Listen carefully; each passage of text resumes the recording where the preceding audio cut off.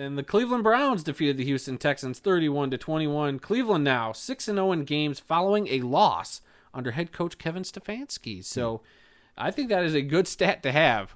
You can bounce back from a loss, and that was a tough loss last week. You looked good for most of that game against the Chiefs. You bounce back this week, so you get a win that you probably should get anyway. But it's nice to see that you don't collapse under, oh, we lost last week to Patrick Mahomes, boo-hoo, woe is us. You bounce back, and you look pretty good doing it. And one thing I want to talk about from this game real quick. Did you see, and I can't believe that this happened, the Texans had a 3rd and 15, I believe, and they got like 12 yards on the player, 13 yards on the play. There was a penalty, offsides on Cleveland. And what would you do in that situation? Wouldn't you decline the penalty and go 3rd and 10 again? Have a do-over? Yeah. Okay, that's what the smart coach would do. Apparently, and I watched the video, the Texans opted to decline the penalty, take it at 4th and 2, and then they punted. They didn't even take a do-over. Who does that? Come on, Houston. A team that's not going anywhere. Apparently. I just thought that was crazy. And yes, that happened. Go look it up. Yeah. Moving on, the Carolina Panthers had their way with the New Orleans Saints, 26-7 in an NFC South showdown. Sam Darnold, it's his first 2-0 start of his career. And we were just talking about him earlier, having a hard time with the Jets. And here he is, thriving with the Panthers. So good for him. And the Saints, what a disappointing result after last week's drubbing of the Packers. This week, they get drubbed. So yeah. I wonder if the fact that they had 8 coaches out for the game had anything to do with it. The Saints had 8 coaches that weren't there for the game against the Panthers after they all tested positive for COVID-19. Yeah, I saw that. Receivers coach Curtis Johnson, tight ends coach Dan Ruchar, running backs coach Joel Thomas, offensive analyst Jim Chaney, offensive assistant Declan Doyle, special teams assistant Phil Galliano, assistant head coach and defensive line coach Ryan Nielsen, and defensive assistant Brian Young. But no players were affected by this. Only the coaching staff. That is a little strange. Very strange, very interesting. And, I mean, you look at how you play on the game day, and coaches have an impact on the game. People just think, oh, you could just go line up out there. You don't really need a coach to tell you what to do as long as you do what you practice all week. I'm sorry. I think this was an effect. I think some of these, having these guys on the sidelines or up in the booth talking to these guys, you get into a rhythm, you get into a comfortable pattern with them, and all of a sudden they're not there. They're there throws off your rhythm. To make decisions on the fly, and if they're not there, somebody else is trying to make a decision on the fly. That doesn't normally have to make those decisions. It might not work. Yeah, so I think it's definitely a factor. I won't say it was the complete factor. I do think some of the Jameis Winston's got to stop throwing terrible interceptions. Alvin Kamara's got to look a little better. And I'm not just speaking for us fantasy owners who had him this week, but you just got to play a little better, and you can't get complacent. You can't go in after beating the Packers the way you did last week. You can't. Hopefully they didn't come in saying, "Oh, we don't need those 8 coaches. We're the Saints. We'll handle any team," and then you get punched in the teeth by the Panthers, who look like they're going to be a pretty tough team this season. All right, moving on. This game, what a heck of a game this was. The Arizona Cardinals just barely got by the Minnesota Vikings, and we literally mean just by the Minnesota Vikings, 34-33. The home team has won each of the last 8 matchups between these two teams. And if you're Minnesota, are you looking for a new field goal kicker? Because that last-second field goal missed wide right by the Vikings is what sealed the victory for the Cardinals. Even the play-by-play guy got fooled. I don't know if you saw that. Yeah, he thought it was good. The Vikings play-by-play guy thought it was good, and the sad reality was, it was not good. That was embarrassing. Can you imagine listening to that on the radio if you're a Minnesota fan? Like, yes! Yeah, if you can't see it, you're punching the air, you're hitting the dashboard, you're probably flipping off a Cardinals fan driving next to you just to find out your team lost. Oh, man. Yeah, that was embarrassing. Yeah, but Kyler, oh my gosh. Can we not gush enough over Kyler Murray and how awesome this kid is at quarterback? I love watching him play. As soon as I see him roll out, and he's got nothing but green, like maybe not just green grass, but there's enough room between him and a defender for him to set his feet and, get the throwing motion down and just heave the ball down the field, whether or not a guy's open or if he's going to throw a Hail Murray like to DeAndre Hopkins last year. I mean, I love watching this kid. It's so fun watching the Cardinals. And 2-0 start for them, so go Cardinals. You just want to go to Arizona and see a game. I do. One of these days I do. My old roommate lives out there, And I know one of our buddies from our fantasy league is going to see him, he's going to go to his first NFL game without me, which I'm a little sad about. Yeah. But one of these days I want to. We went to the stadium, and we missed out on couldn't even get out of the gift shop. But we went to the gift shop, and we got to look through the glass doors into the stadium. But could barely even see anything then. That's as far as we got. But yeah, it'd be nice to go to a game there. Yep. All right, moving on. The Super Bowl champion Tampa Bay Buccaneers defeated the Atlanta Falcons 48-25. Tom Brady with 4+ passing touchdowns in 4 straight games, which is tied for the second longest streak since 1950. Is there anything this guy can't do? Tom Brady's going to play until he's 50 at this point. He cannot make very good Subway commercials. Well, that's debatable. But I'm bewildered at how great this guy is. Like, I thought maybe he'd be okay, system quarterback in Tampa, but he's still slinging it. Dude is 10 years older than me, and he's killing it in the NFL. Mm-hmm. And you're laying on the couch eating Cheetos going, oh, what's the matter with this team? Yeah, pretty much. Or, that one Cheeto falls onto the floor and you can't reach it, and you're just like, it's not even worth rolling over to go get. But stop telling people how we watch the games, okay? Well, that's how most people watch the games. This is very true. Of course, you got your phone in looking at your fantasy players and crap like that. But you also got to get it just right where you get your bowl dip right there on your chest. Yeah. You turn your head like this to watch the game, and you dip it, and then you can eat the chips like that. Yeah, right. All right, moving on. This was a game. The Tennessee Titans shocked the Seattle Seahawks 33-30 in overtime. What a finish this was, and a tale of two halves, because I don't think the Titans could find their way out of a wet paper bag during the first half. Second half, totally different story. Derrick Henry came alive and just ran all over the Seahawks defense. Derrick Henry with 41 touches, 237 scrimmage yards, and 3 touchdowns. Shoot, if he got one more, we'd be calling him the Al Bundy of the NFL. So yeah, how about them Titans getting a nice win after an embarrassing loss last week? Yeah, that was impressive. Yeah, that was a statement win. And like we said, it's early. These teams, we're going to figure out these teams in the next coming weeks, but it was good to see the Titans had a little bit of life after seeing what happened to them last week. Early in the season, I think a lot of teams get lucky on some of these wins, but as the season goes along, it's not going to be luck. You're going to have to earn every win you get. Yeah, I can't disagree with that too much.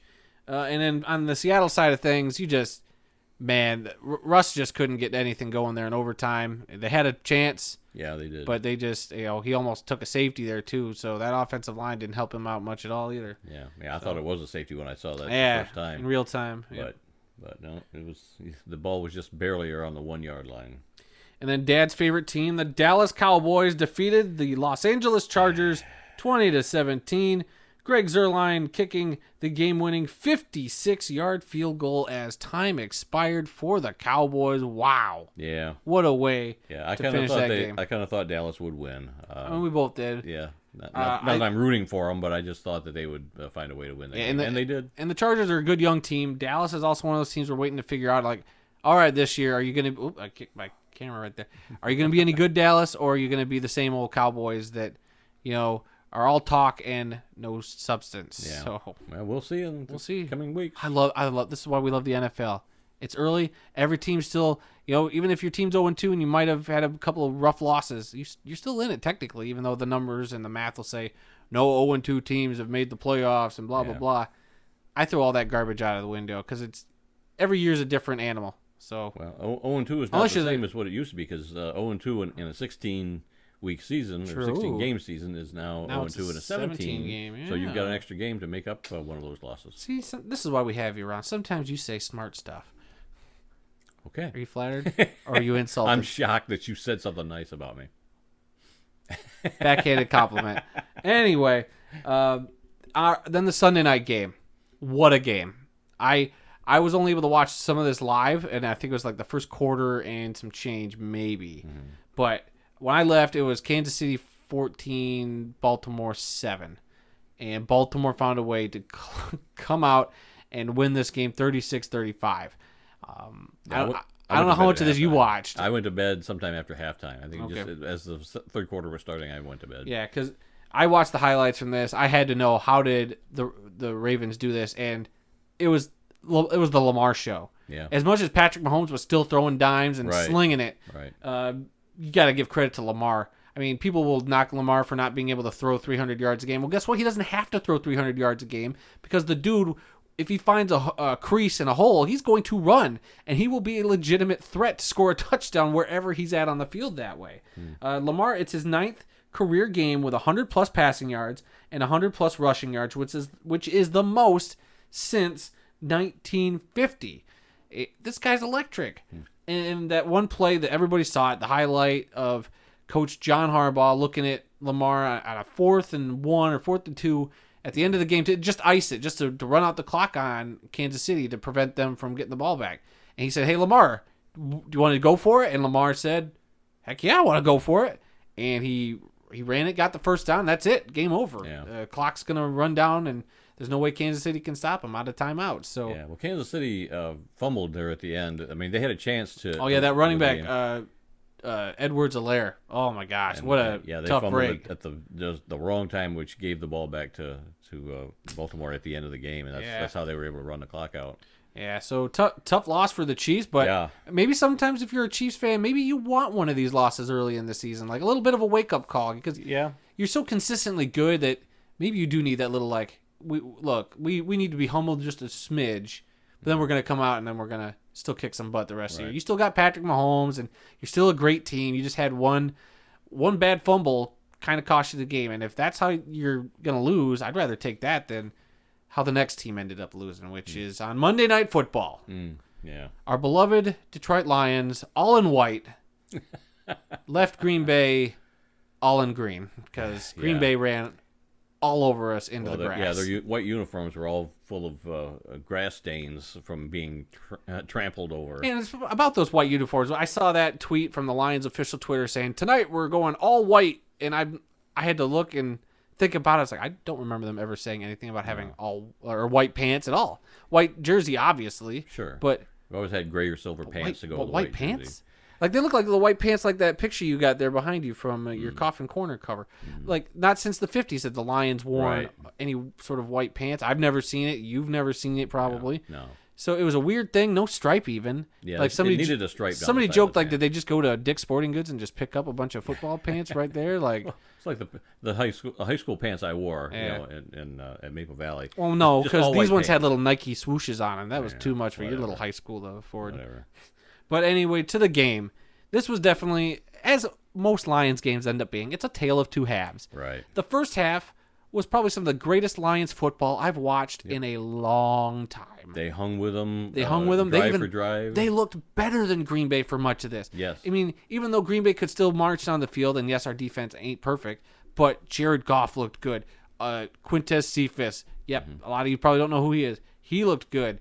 And we had several other guys you probably don't know looked good. Yes. And Goff, throwing some dimes to a great touchdown pass to Hawkinson in the corner of the end zone. And he was getting some good protection. And I mean, even late in the game, he was still getting the best good offensive protection. line play I've ever seen the Lions have in my life. I'm 32 years old, and that is the best offensive line play I've ever seen.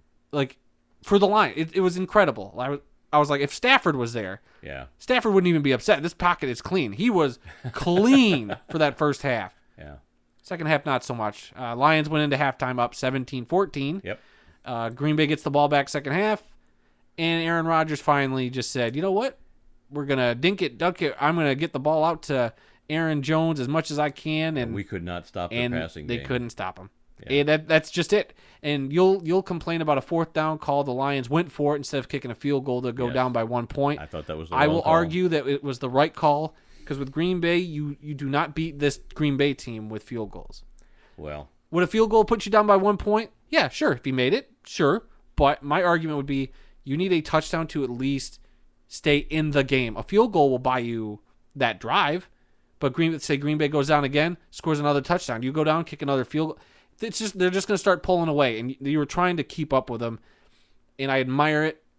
I know a lot of fans in hindsight will be like, that was the wrong call. I don't think it was. No, I said it at the time. I didn't think it was the right call. I know you did, and I think you're wrong. And that's just where we're going to be different on this. And Aaron Jones is the first running back in Green Bay history with 3 receiving touchdowns and a rushing touchdown in a single game. Big game for him.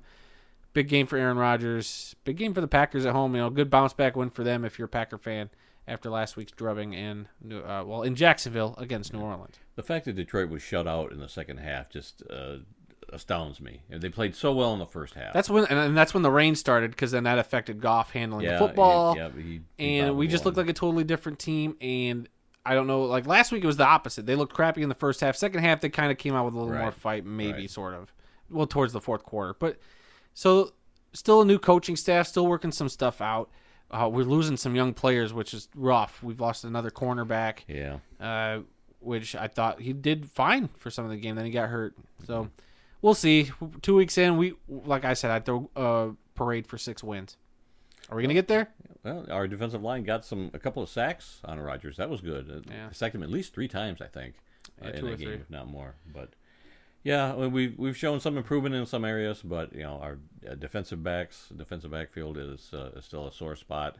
So we'll see. Maybe they can pick up a few guys off the waiver wire or free agents, whatever. Yeah, we'll see. They need help. We'll see. They got a big game this weekend, which I'm going to be at, so that'll be fun. But that's it for our NFL portion of the scoreboard.